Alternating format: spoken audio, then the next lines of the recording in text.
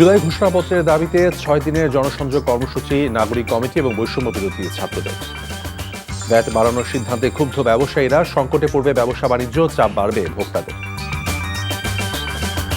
Cyber সুরক্ষা অধ্যাদেশের মাধ্যমে সরকার নিয়ন্ত্রণ প্রতিষ্ঠা করতে চাইছে, মন্তব্য বিশিষ্টজনদের।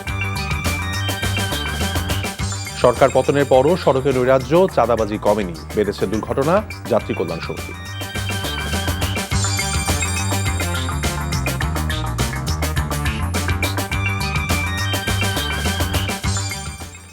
আসসালামু আলাইকুম, মির তৌফিক হোসেন স্বাগত জানাচ্ছি এনটিভির সন্ধ্যার খবরে।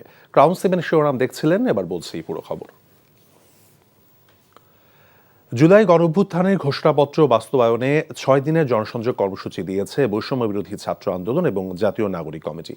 দুপুরে রাজধানী বাংলা মোটরে সংগঠনের কেন্দ্রীয় কার্যালয়ে যৌথ সংবাদ সম্মেলনে এই ঘোষণা দেওয়া হয়েছে। ঘোষণাপত্রের ব্যাপারে রাজনৈতিক দলগুলো ও মানুষের মতামত জানতে সরকারের পদক্ষেপ এখনও দৃশ্যমান নয় বলে জানান তারা। মেজবা হাসানের রিপোর্ট। জুলাই আগস্টের ছাত্র জনতার অভ্যুত্থানের মধ্য দিয়ে স্বৈর শাসনের অবসানের পর প্রত্যাশা ছিল একটি ঘোষণাপত্র প্রকাশের, কিন্তু 4 মাস পরও সরকারের পক্ষ থেকে কোনো পদক্ষেপ না নেওয়ায় 2024-এর 31শে ডিসেম্বর কেন্দ্রীয় শহীদ মিনারে ঘোষণাপত্র প্রকাশের কথা জানান গণ অভ্যুত্থানের যোদ্ধারা।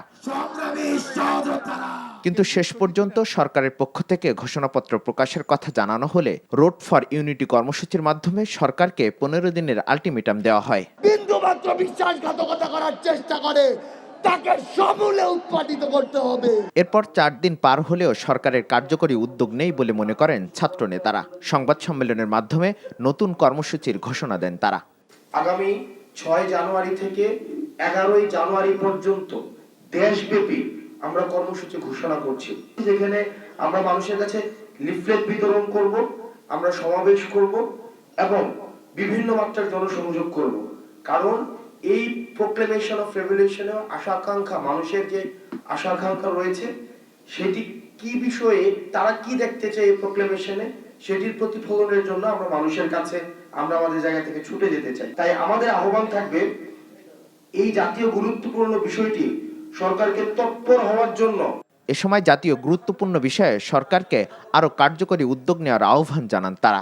বলেন, সরকার মতামত জানতে চাইলে ছাত্ররা সহায়তা করবে। ঘোষণাপত্রের মধ্য দিয়ে বাংলাদেশের ভবিষ্যৎ নির্ধারিত হবে, সেই বিষয়ে বাংলাদেশের সকলকে একসাথে সজাগ থাকার আহ্বান জানাচ্ছি এবং বিভিন্ন রাজনৈতিক দল যারা রয়েছেন তাদেরকেও আমরা আহ্বান জানাচ্ছি, জনগণের প্রয়োজনে যেভাবে আপনারা 5 তারিখে বৈষম্য বিরোধী ছাত্র আন্দোলনের নেতৃত্বে ঝাঁপিয়ে পড়েছিলেন, রাজপথে শহীদ হয়েছেন, আগামীতে বাংলাদেশে যে কোনো প্রয়োজনে আপনাদেরকে ঐক্যের জায়গাটা থেকে ত্যাগ তিতিক্ষার আপনাকে দেওয়ার জন্য, জনগণের কাছে দায়বদ্ধ হওয়ার জন্য আমরা বৈষম্য বিরোধী ছাত্র আন্দোলনের প্ল্যাটফর্ম থেকে আপনাদের আহ্বান জানাচ্ছি। আলটিমেটাম না মানলে নতুন করে কঠোর কর্মসূচি দেওয়ার ঘোষণা দেন গণ অভ্যুত্থানের নেতারা। Mezba Hasan, NTV news, Dhaka.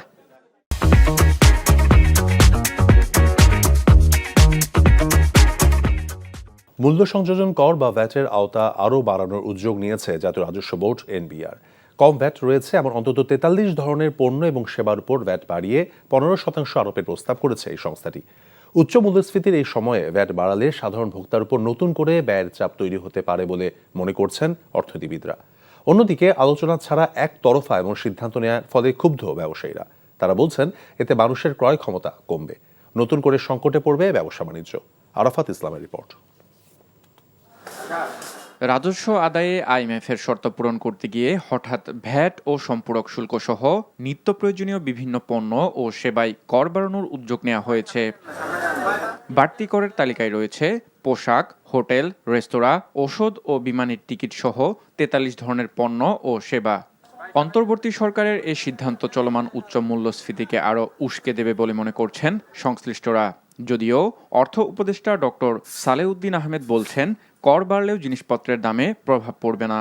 জিনিসপত্রের দামের উপরে তেমন প্রভাব পড়বে না, কারণ আমি বলি অত্যাবশ্যক জিনিসপত্র আমরা সব এসে জিরো করে দিয়েছি। আপনি ছাড়টা দেখবেন কি দিয়েছে আমরা, অত সেটার দিকে আপনি নজর দেন।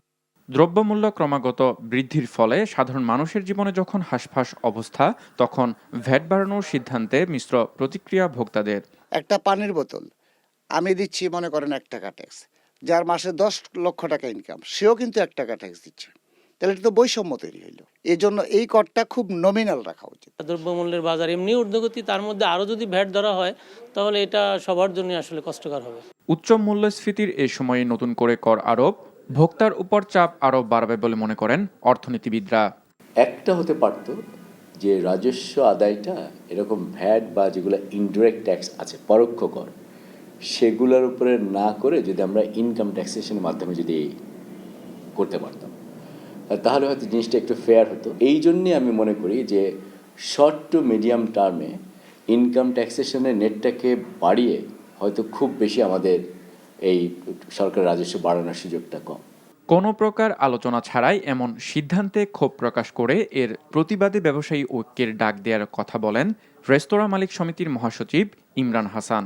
আপনি এত বড় একটা ডিসিশন, ভেরি শেম, যা আমাদের সাথে বসার প্রয়োজন মনে করে নাই। আমরা মনে করি বড় একটা ষড়যন্ত্র চলছে, এই ছোট উদ্যোক্তাদের ধ্বংস করে দিয়ে সব কর্পোরেটদের হাতে তুলে দেওয়া একটা বোধহয় পরিকল্পনা চলছে। যদি জনগণের ক্রয় ক্ষমতা না থাকে তাহলে আমার সেল কমে যাবে, সেল কমে যাবে যে আমাদের ইনফ্রাস্ট্রাকচার, আমাদের যে ইনভেস্টমেন্ট, এই যে আমাদের কমপ্লায়েন্স, সব কিছু মিলে আসলে এটা তো হইতে পারে না। আমরা বসতেছি, ইমিডিয়েটলি 2-1 দিনের মধ্যে আমরা ডিসিশন নিব। আমরা হয়তো সারা বাংলাদেশে ধর্মঘটে যাব হয়তো।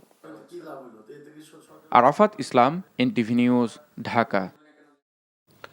আগামী নির্বাচন অবাধ এবং সুষ্ঠু হবে বলে আশ্বাস দিয়েছেন প্রধান উপদেষ্টা প্রফেসর ডক্টর মোহাম্মদ ইউনূস।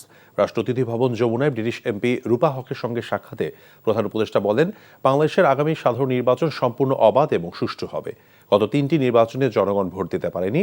বিগত সময় একটি ভুয়া সংসদ, এমপি এবং স্পিকার ছিল উল্লেখ করে প্রফেসর ইউনূস বলেছেন, সারা দেশের মানুষ এখন তাদের কণ্ঠস্বর ফিরে পেয়েছে। এ সময় ব্রিটিশ এমপি রূপা হক আগামী সাধারণ নির্বাচনের সম্ভাব্য তারিখ, অন্তর্বর্তী সরকারের সংস্কার উদ্যোগ এবং রাজনৈতিক দলগুলোর অংশগ্রহণ প্রক্রিয়া সম্পর্কে জানতে চান। প্রধান উপদেষ্টা জানিয়েছেন, আগামী জাতীয় নির্বাচনের সম্ভাব্য 2টি সময়সীমা রয়েছে, 2025 সালের ডিসেম্বর অথবা 2026 সালের মাঝামাঝি। তবে জনগণ কতটুকু সংস্কার চায় তার উপর নির্ভর করছে নির্বাচনের তারিখ। রূপা হক আগামী নির্বাচন পর্যবেক্ষণে বাংলাদেশে আসার আগ্রহ প্রকাশ করেন। সাইবার সুরক্ষা অধ্যাদেশ 2024-এর মাধ্যমে মানবাধিকার লঙ্ঘন করে সরকার নিয়ন্ত্রণ প্রতিষ্ঠা করতে চাইছে বলে মনে করেন জ্যেষ্ঠ আইনজীবী, রাজনীতিবিদ এবং প্রযুক্তিবিদরা। ধারাগুলোতে অস্পষ্টতা, অংশীজনের সঙ্গে আলাপ না করে ডেটা সুরক্ষা, ডিজিটাল নিরাপত্তা সহ সবকিছু একসঙ্গে অধ্যাদেশে অন্তর্ভুক্তি উপনিবেশিক আমলের আইনে পরিণত করেছে বলে মন্তব্য করেছেন তারা। সকালে রাজধানী বাংলা মোটরে ভয়েস অফ রিফর্মের উদ্যোগে আলোচনা সভায় এমন বক্তব্য উঠে আসে। নিয়ামুল আজিজ সাদিকের রিপোর্ট। সাইবার সুরক্ষা অধ্যাদেশ 2024-এর খসড়া নিয়ে ব্যাপক সমালোচনা করেছেন আইনজীবী, আইন বিশেষজ্ঞ এবং এই আইনে ভুক্তভোগীরা। বাতিল হওয়া ডিজিটাল সিকিউরিটি আইনের বেশিরভাগ বিষয় ভাষাগত পরিবর্তনের মাধ্যমে নতুন অধ্যাদেশে অন্তর্ভুক্ত করা হয়েছে বলে মনে করেন বক্তারা। ব্যাখ্যার মধ্যে সাইবার বুলিং বলতে কি বোঝাবে সেটা ব্যাখ্যা দিলেন, ব্যাখ্যা দিয়ে তো আর আপনি অফেন্সকে ডিল করতে পারবেন না। জামিনযোগ্য ঘটনা ঘটলেও একটি লাইন জুড়ে দিয়ে হচ্ছে অজামিনযোগ্য একটি ধারা যুক্ত করা হয় যাতে জামিনটা না হয়। ডিজিটাল সিকিউরিটি একটা একই পারপাস সার্ভ করেছে। কমিশনগুলোর বিভিন্ন সদস্যের সাথে আমাদের বিভিন্ন জায়গায় দেখা হয় যে ভাই আমাদের পলিটিক্যাল পার্টিগুলোকে ডাকেন না কেন মতামতের জন্য, বলে যে আমাদেরকে বলে দিয়েছে যে আপনাদের মতামত আমরা আসলে নিব না, ওটা চিফ অ্যাডভাইজার নেবে।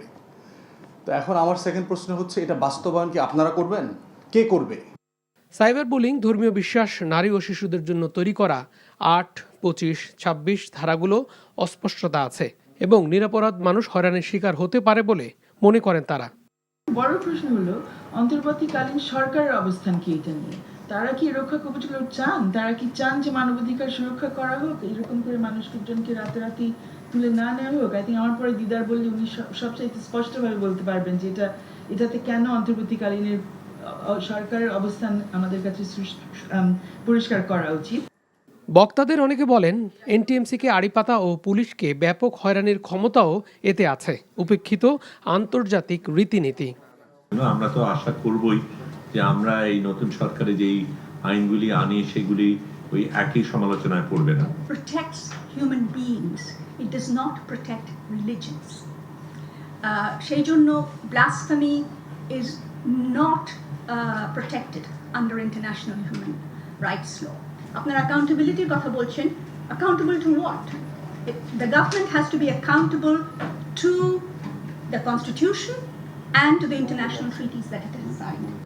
ডিজিটাল সিকিউরিটি আইনে এর আগের 4000-এর বেশি মামলার আসামির বিষয়ে সরকার কোনো ব্যবস্থা নিচ্ছে না বলেও অভিযোগ করেছেন ভুক্তভোগীদের কেউ কেউ।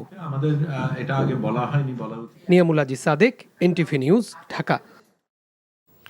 ছাত্র জনতার বিপ্লবের মাধ্যমে ১.৫ দশকের স্বৈরাচারী শাসকের পতন হয়েছে উল্লেখ করে বিএনপির স্থায়ী কমিটির সদস্য ডক্টর মঈন খান বলেছেন, ছাত্ররাই পারে দেশকে সামনে এগিয়ে নিতে।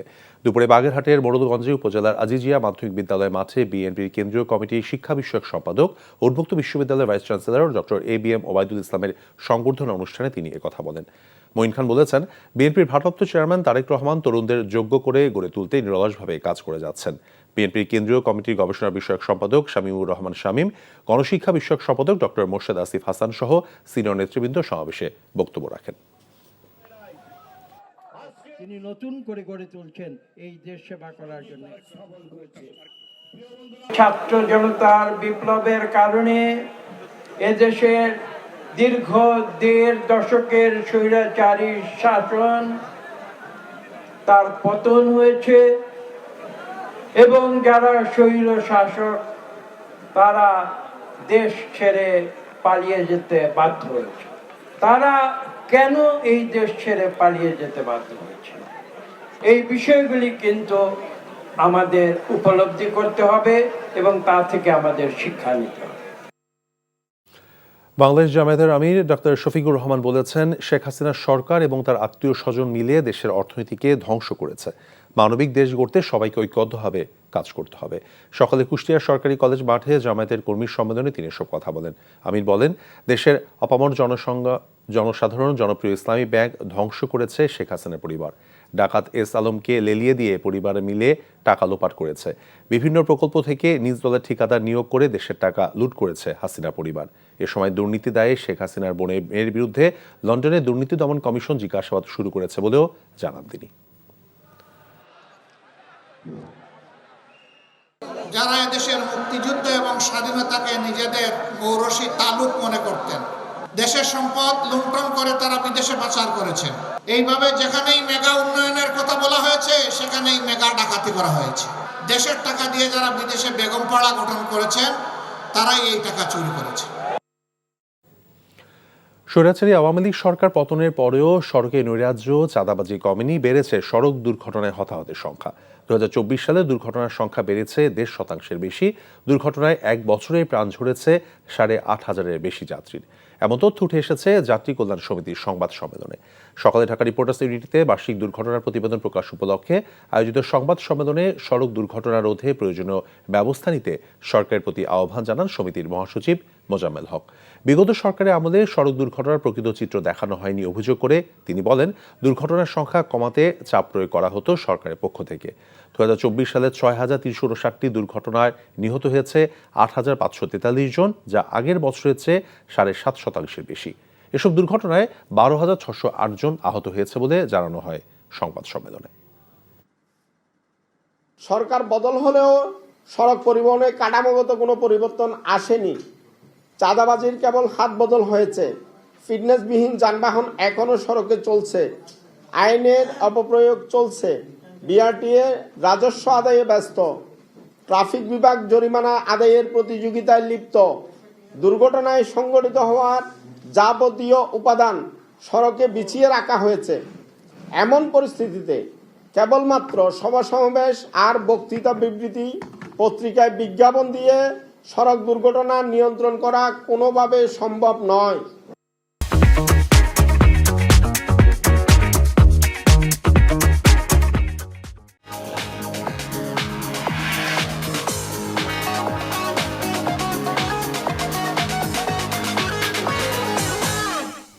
নগদ নিবেদিত অর্থনীতির খবর।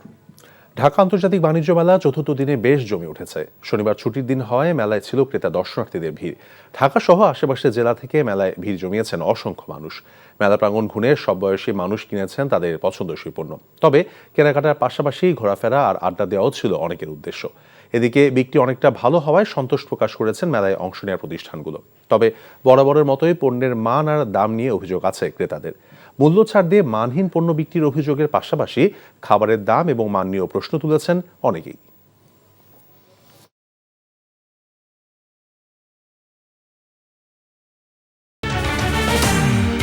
জুলাই ঘোষণাপত্রের দাবিতে 6 দিনের জনসংযোগ কর্মসূচি নাগরিক কমিটি এবং বৈষম্য বিরোধী ছাত্রদের। ভ্যাট বাড়ানোর সিদ্ধান্তে ক্ষুব্ধ ব্যবসায়ীরা, সংকটে পড়বে ব্যবসা বাণিজ্য, চাপ বাড়বে ভোক্তাদের। সাইবার সুরক্ষা অধ্যাদেশের মাধ্যমে সরকারি নিয়ন্ত্রণ প্রতিষ্ঠার আশঙ্কা বিশিষ্টজনদের। সরকার পতনের পরেও সড়কে নৈরাজ্য, চাঁদাবাজি কমেনি, বেড়েছে দুর্ঘটনা, যাত্রী কল্যাণ সমিতি। এই ছিল সন্ধ্যার খবরে। এই খবরের ভিডিও সহ আপডেট জানতে ভিজিট করুন এনটিভি অনলাইন www.ntvbd.com। এছাড়াও এনটিভির জনপ্রিয় সব অনুষ্ঠান এবং খবরের আপডেট জানতে ভিজিট করুন আমাদের ইউটিউব এবং ভেরিফাইড ফেসবুক পেজ। রাত 10:30টায় রাতের খবর দেখার আমন্ত্রণ রইল। ধন্যবাদ সবাইকে।